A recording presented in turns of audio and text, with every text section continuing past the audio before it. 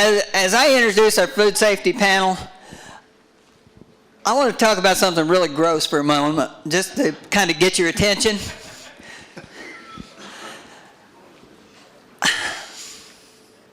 How do I put this? Anybody know what a real strong habit is when you go to church, among men especially? What do all the men go around doing when they walk into the church and when they meet each other and everything? Here, we got one over here. They go around shaking hands, shaking hands, shaking hands. They got to shake hands with everybody. They've always got to shake hands. The Bible says greet one another with a holy kiss. I think maybe it had a good idea because men, ladies, you can't do this. Men, if you will stand at that bathroom door and run the statistics of how many wash their hands, you will never want to shake hands again. We need to put this sign on the door leaving that bathroom. Now, that is personal hygiene, and I'm overemphasizing it, but you know, it does tie in. We're talking about hygiene in this whole food safety issue, aren't we? We don't know what people have been doing. That's why we're trying to get some control on it. That's why we're going to talk about some experiences. So I'll refer you to the panel. We have Chuck McSpadden from Cleveland, Tennessee. We have Fran Scott from Unicoi, Tennessee. We have Alan Straw from Virginia Tech. And we have Faith Kritzer from UT Knoxville. So who wants to tell about their experiences first, Chuck? I'm glad I volunteered. My name is Chuck McSpadden, and I'm from Cleveland, Tennessee. We have Apple Valley Orchards. I guess I am the food safety officer for Apple Valley. I guess that's why I'm on this committee. Notice I said officer, I didn't say expert. It's a work in progress. Most of my remarks will be made on food processing because we make apple cider on our farm, and that's what I'm geared toward for this talk. Give you just a brief history about us. Our orchard started in the early 60s, sort of by accident. My dad bought 2 apple trees and set in the backyard. We got up to 30 or 40 apple trees, and Mom, seeing how much Dad enjoyed his hobby, said, why don't you plant a few more? Now, she'll tell you to this day, she meant 30, 40 more trees, and the next day my dad ordered 400. We currently have approximately 15,000 trees in the orchard at this time. Well, we started selling apples in the early 70s, and most apple houses, when they sell apples, they also have apple cider. We're a friend of my dad's. He had an orchard, and they made cider, so we started getting cider from them to sell. And then by the late 70s, well, mid to late 70s, we decided we had more production. We had some small apples we couldn't sell. So we decided we had to market them some way, so we bought a cider mill, built a room to make cider, and then started making cider. You know, unpasteurized, of course, because that's the way all the cider was in our area. Well, you know, we made cider for, gosh, I don't know how many years, never saw an inspector, never had any problems. And then, you know, I know the last few years, you know, you see all the food safety things in the news, or maybe lack of food safety, if that's how the reporters call it. Well, for in the cider business, we got our wake-up call around 1996 when there was an outbreak of E. coli in cider out of California. In fact, I was out delivering cider to some grocery stores that morning and had the radio on, top of the hour, the news came on, and there's talk about unpasteurized cider and an outbreak of E. coli in it, sickening a lot of folks, and actually there was one fatality in that. And, you know, I really didn't realize how much that was going to affect our operation at that time. But I sort of got an indication the next week. I was talking to one of the produce managers at one of the grocery stores I was delivering to, and he said he had one of his customers came through the day before and said, you know, she's coming through, and had a little girl with her, and the little girl saw my cider in the store and says, Mommy, I want a gallon of that cider. And the lady looked at the label and said, no, honey, that's unpasteurized. That's poisonous. That's when I got the idea, well, you know, we may have to make some changes in our operation. Well, you know, we were making, like I said, we started making cider in the late 70s and the 80s, you know, and you look now at GAPs and BMPs and third-party audits and traceability and HACCP plans. That was not anything in our vocabulary. But that all started changing in '96. We had to make the decision then on whether to pasteurize or not pasteurize. And we decided to go the pasteurization route mainly because it would take, if we did not pasteurize, we lost all our wholesale business to the grocery store chains. They were required to have all their cider pasteurized. And then again, we do a lot of field trips with school kids, and at the time the regulations were going to be that any child that came on a field trip, the juice you gave them had to be pasteurized. So we went with the pasteurization route. Like I told you before, for years we never saw an inspector. Now we get 3 different inspections a year, usually all within a month. We have the Tennessee Department of Agriculture that will come out. His inspection will last maybe 3.5 hours. One of the chain stores we sell to, they send their own inspector through. He'll be here maybe an hour and a half to 2 hours, depending on how long it takes him to do his paperwork. Then we have the FDA come in. First time they came in, they showed me credentials, explained what they were going to do, and I said, fine. I showed them the cider room, said, you know, let me know when you need something. And then she turned around and said, oh, by the way, I'll be here for 2 to 3 days. That was a big experience, big shock to me. They spent 3 days with me the first 2 days. Now, my inspector the first day did not know a lot about apple cider. She spent a lot of time inspecting, a lot of time asking questions. But she came back that second day. She was much more knowledgeable on the subject. She had must have gone and done a lot of research. And then on the third day, they came in and they give you their concerns. You know, the state and the private inspector comes in, they give you a score. FDA does not. They list some concerns. And I advise you if you ever have an FDA inspection, take their concerns to heart, because the next year you do not want to have those same concerns. I'm Fran Scott. My husband's Steve Scott, and his brother owns Scott's Strawberry and Tomato Farm. I'm going to tell you a little bit about myself to let you know that I am not a farmer. I'm a farmer's wife. I met Steve at Virginia Tech.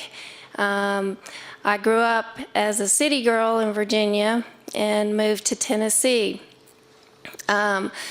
Not long after we were married, Mr. Scott asked me if I would consider helping his wife, Mary Lou, in the office at the farm. She was an amazing woman. She helped me so much in so many ways that she probably never even knew. She taught me how to be a farmer's wife. During that time, she only verbally gave me one piece of advice, and that was never learn how to drive a tractor. She said, and if you do not let them know that you know how to drive a tractor. Well, I know you are wondering what this has to do with food safety, but as Steve knows with our business, that we had to go in that direction. And I was the lucky one that got to help Steve and David through this process. And in the middle of that process, I decided that maybe driving a tractor would not be so bad after all. But after seeing your pictures and your opening comments, maybe that's not such a good idea either. But in 2005, Steve asked me to go with him over to North Carolina to hear Doug Sanders from NC State talk about food safety. And he told us at that time that this was the direction that we were going to have to go. We left there with a sample manual that he had developed. We went home, we looked at it, put it on the shelf, and Steve said, we'll do this when we have to. Over the years, we knew that we were already doing a lot of things that were in the food safety manual, but we weren't documenting them. We didn't have any written policies. And after our 2009 season, with our broker and our customers requesting the GAP certification, we decided, or Steve decided, you know, I guess this is time. We need to get serious about this. In 2010, in January, we asked Mr. Greer to come up, and he spoke with us and helped us and pointed us in the right direction. And it still was a slow process for both Steve and I. The hardest part is getting started. The hardest part is deciding which audit you want to have. We decided to start with the packing house audit for the tomatoes.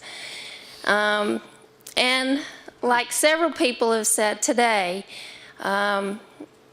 getting over that first hump is the hardest part. We made it through the season. We didn't have our audit until late in the season, but we decided to go ahead with it. And now that we've done it and looking back, as you've heard other comments today, it's not as bad as it seems, and it is doable. This past season, Steve's brother works mainly in the field, and we drug him kicking and screaming and doing the field audit and the harvest crew audit. So we have completed all of those with the third-party promise audit, and we also had the USDA tomatometric audit this year. And hopefully there will be more progress made in getting these audits combined, easier for the farmer and the farmer's wife to get started without having to think it's such a monster to get through. So I hope I've helped some of you to see that it's not as bad as you think it is.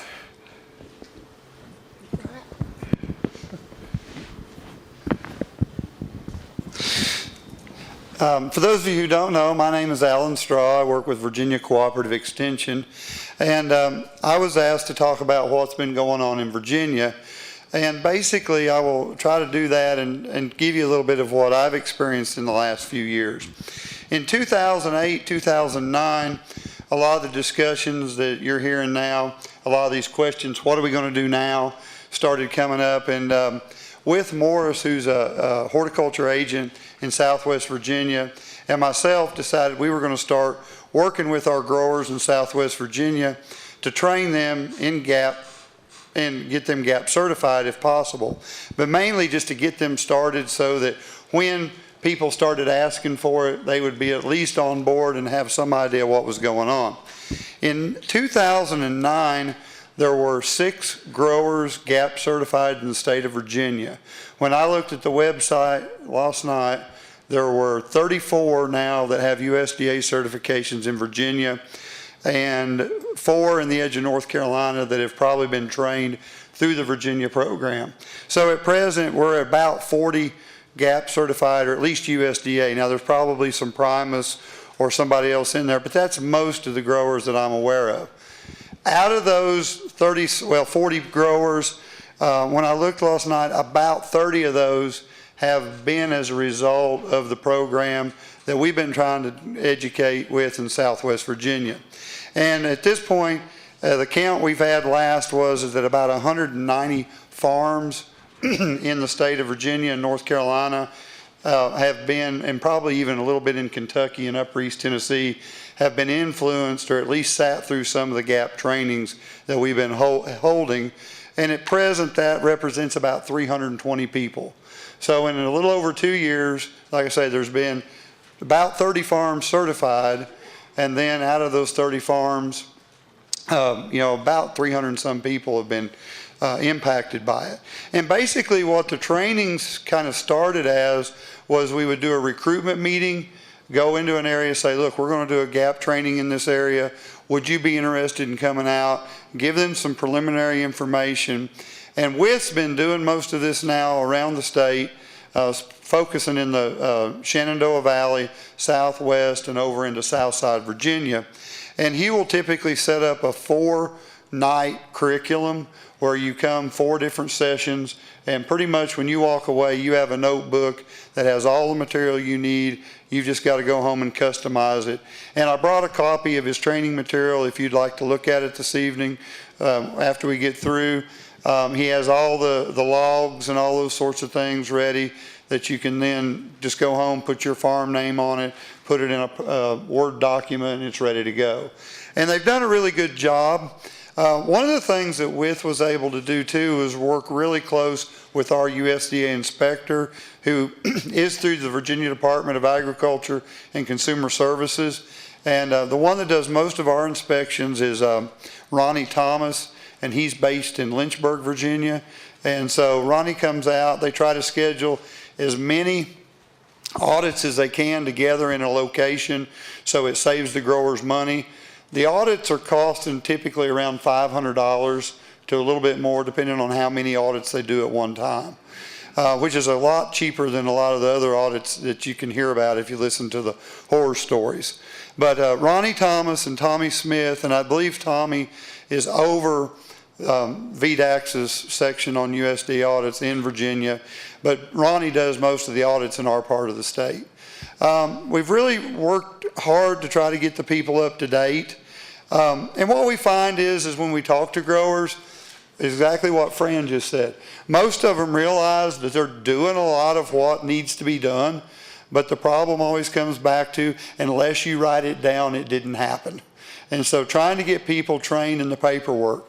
And one of the biggest problems now we're running into is our mid-sized to small growers are a husband and wife, or a husband and a couple of Hispanic helpers, and there's nobody there to do the work, the paperwork, except for the husband and wife. And they work all day, they come in, and most of us make our notes on the little pieces of paper in our shirt pockets, and we go home at night and we throw them down on the counter. No, they're supposed to go in the logbook.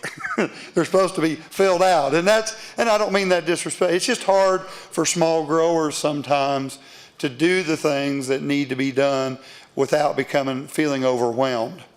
One of the concerns that I do have, and I am thankful for what we've been able to do and see done, one of the things though is about the cost of the audit. You know, a $500 to $1,000 audit is not overwhelming to a lot of growers, but in the last 2 years I've also talked with several people that have done Primus audits, and I've actually sat through 2 Global Food Safety Initiative audits with a grower, and they are typically quite a bit more expensive. You know, you can easily shell out $2,000, $2,500 up to close to $5,000 if you start doing a field audit and a packing house audit. If you have to pay for their transportation in, a night or two's lodging, meals for the 2 or 3 days that's involved in travel and the audit, and then the audit cost itself. So it can get expensive if we get away from the USDA audit. In Virginia, until 2010, we did have a grant that growers were able to apply for some reimbursement for the cost of their audit, which was helpful. And right now, we're in the process of writing a grant proposal to the Virginia Tobacco Commission, which we still have tobacco funds in Virginia. We didn't waste them. We still, thank you, Frank. We still have tobacco funds, and we're in the process of trying to write a grant to be able to reimburse growers who go through GAP certification through the Virginia Tobacco Indemnification Fund. So we're in that process now. But we had a meeting Saturday because one of our major, I guess you would say, distributors, wholesalers, got one of those letters that Jim talked about earlier today that says, you will do Global Food Safety Initiative audit next year, not just you, but whomever you buy from. And it is a whole different beast than a USDA audit. It's not that it can't be done, But my concern is a lot of our growers have kind of gotten complacent. You know, we can do the USDA and we know how to do the USDA, and we have to do this form and this form and this form, and our auditor's going to come out and he's going to help us through it and everything's going to be fine. It doesn't quite work that way with the GFSI audit that I've been in.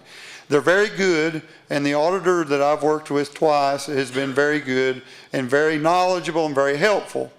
But there are a lot of aspects to a global food safety audit that are different than what we're used to with a USDA audit. And Beth and I were talking about that at lunch.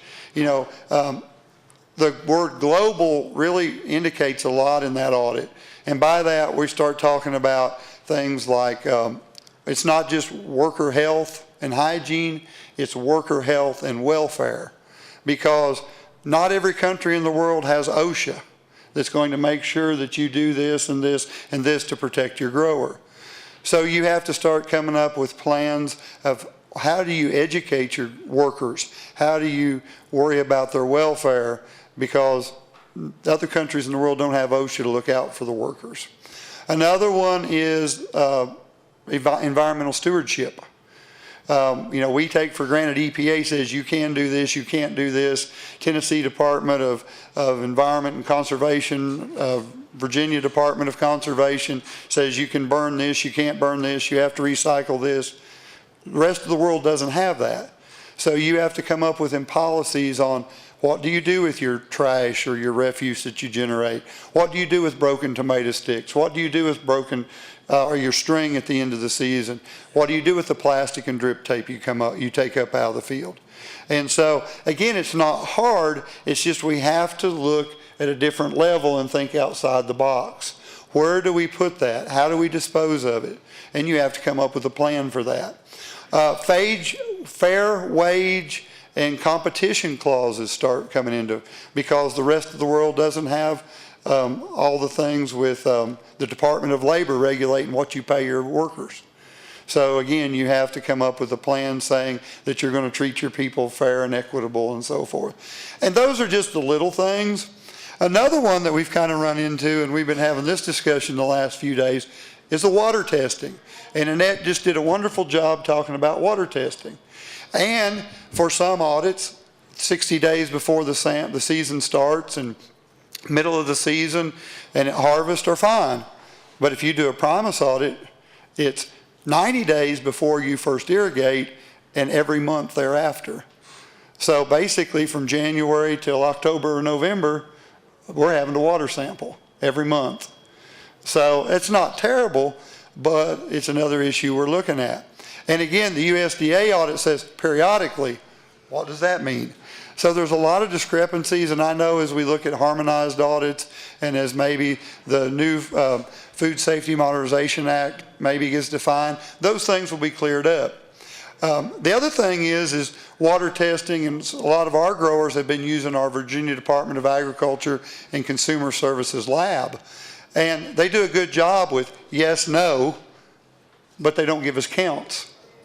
So basically what we've had to do is in our SOPs is if it comes back, yes, there's E. coli or yes, there's fecal coliform, then we have to treat the water because we don't have counts to go by. They just give us positives and negatives. So we're trying to push our growers to go on and use A&L or whatever lab it is that will give us actually counts so that we can be able to say, yes, we had E. coli, but it was below 1.2 parts CFUs, and so therefore we can use it in overhead irrigation, or below 126 CFUs, and we can use it in drip irrigation. So those are the things we're looking at.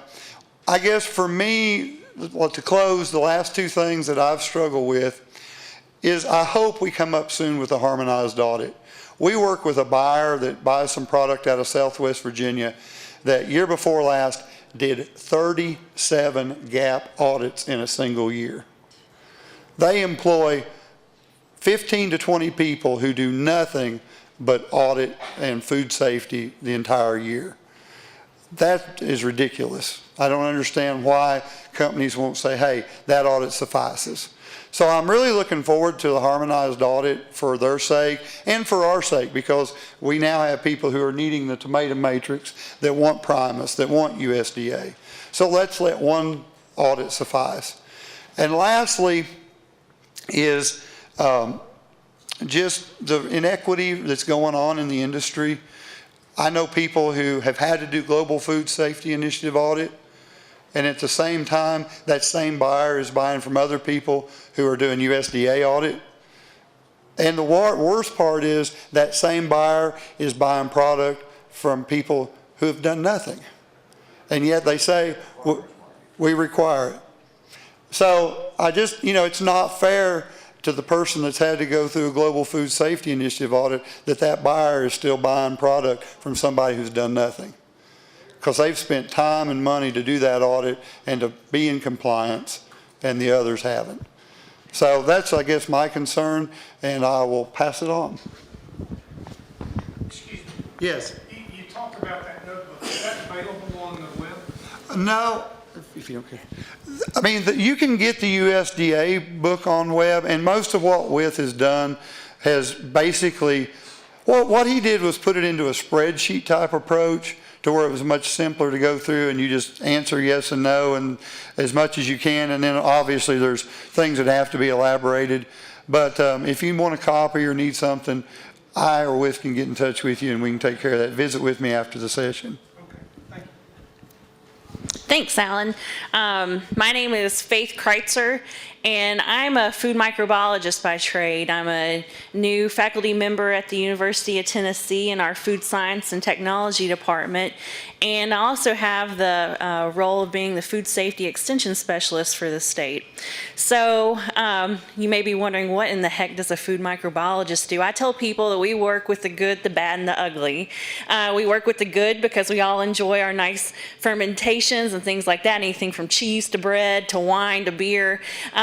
We also work with the bad, as a lot of you in the room are familiar with names like E. coli 0157H7, Salmonella, things along those lines. And then we also work with the ugly, and we look at spoilage organisms, which may not make anybody sick, but sure is going to lose you money.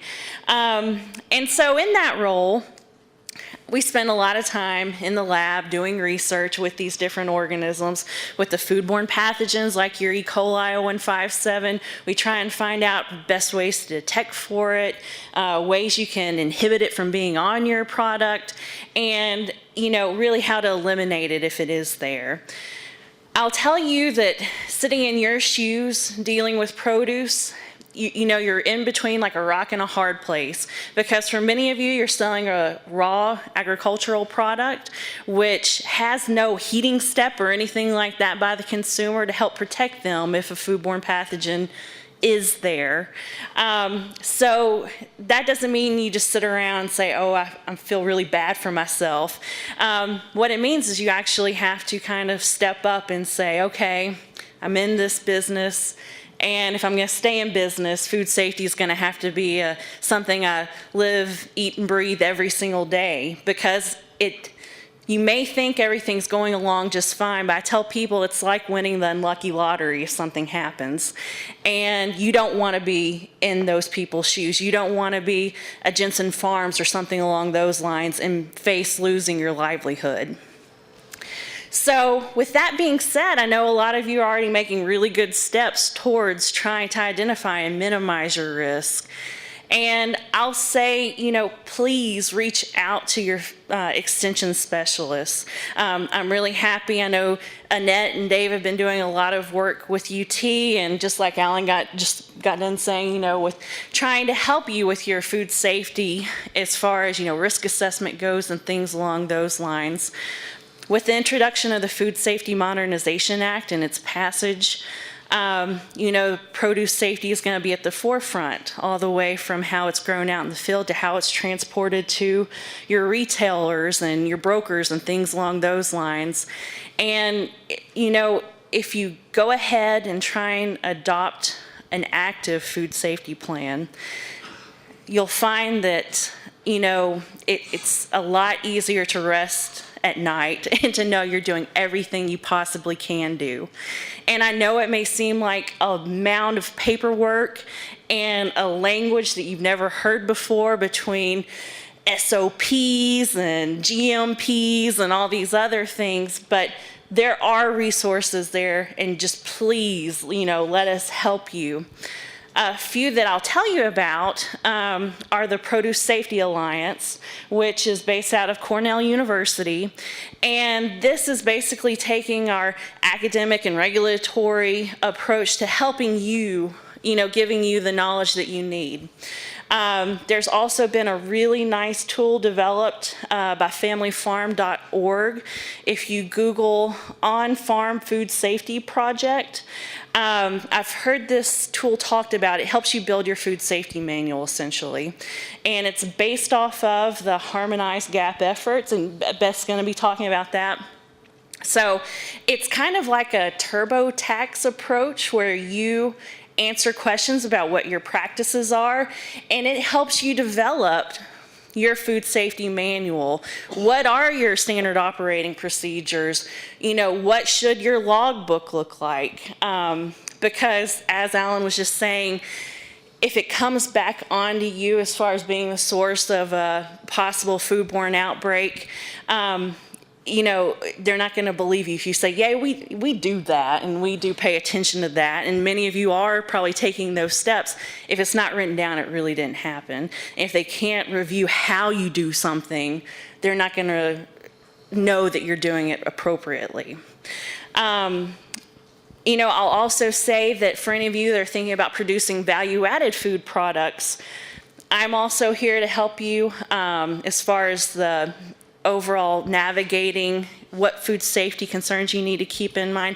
I know that Mr. John Sanford's in the back with the Tennessee Department of Agriculture, and they're a very great agency to work with in the state. So if you're thinking about making a acidified food product, your own cider, something along those lines, and you're thinking about, man, how do I adhere to a juice HACCP rule or something like that, we can help you, get you started, know what the regulations are and what you need to adhere to from that food manufacturing line. So with that being said, that's all I have to kind of introduce, and I guess we'll let you all ask some questions. Hang on that. Okay. Maybe this works. Okay, do any of you have any questions for them? They say you can't train a lion until you get him out of the cage. I'm wondering how many of you have started a GAP program. Maybe you've got 90% of that manual done, which is what I've done. Last spring, then I got busy. It's in a tomato box under my desk. It's in Word. Everything's there. My porta pots are done. Everything's in position. I don't have my signage for the farm, but that's about the only thing I'm lacking, and I didn't finish it. I still got that lion in the cage. It's not that big a deal. We've heard it and heard it. Annette? The signs are in the back of the room. You're all set. Not all of them. We need that big one when you enter the farm. This is how it is, and this is the way it's got to be, and it can't be any other way, and so forth. Questions for our panel? Nobody? No questions. Everybody knows it all. Everybody's got it all. Alan's got something to say. I don't know what he's laughing about. Yes, sir. One thing, it's not never here there, does all the imported produce that we have, do they have to meet the same standards that farmers in the United States has to meet? Yeah, that's coming up later. Okay, that's going to be taken care of a little later in the program. Anybody else? Yes, sir. Does anybody know how close we are to having an audit that will cover it all, that everybody? Harmonization? Yeah, I mean, how close is that? Ask Ms. Scott. I understand she's in charge of food safety. Beth's going to address that. Okay. Beth Bland's going to address that. Beth Olson, I'm sorry. I'm sorry. Phoebe, just use that. Anybody else? Jim, Ellen was talking about the cost share in Virginia, and in case people don't know, we do have a cost share for your audit in Tennessee. So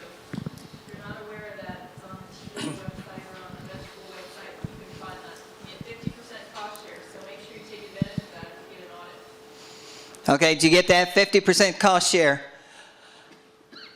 If Alan had 100 grand he was wanting to give to somebody here in this room, how many of you would be willing to accept it? I just said if. At the same time, how many of you are hesitant to farm the government? You know, the government's got all these programs, natural resources, TDA, whoever it might be. They've got all these programs. I don't want to do it. Oh, that's too much work. Well, what if you could get 50 grand on a project, cost-sharing project, and you had to spend, let's say, even 2 weeks doing the paperwork, getting things in position, getting it processed? How many of you would spend 2 weeks for 50 grand? When you think about it that way, it looks a little different, doesn't it? Well, we have all these government programs. It's going somewhere. That money is going to go somewhere. Why should it not be you? Too many of us, we had an old concept, we were like too proud to take it. We thought we were taking food stamps or something. It is not the same thing. We need to keep that in mind. And this food safety deal, it's a perfect opportunity. She's talking about 50% cost share there. We have all these different programs. Alan's talked about their program. Questions? Going once? Going twice? Panel, thank you very much.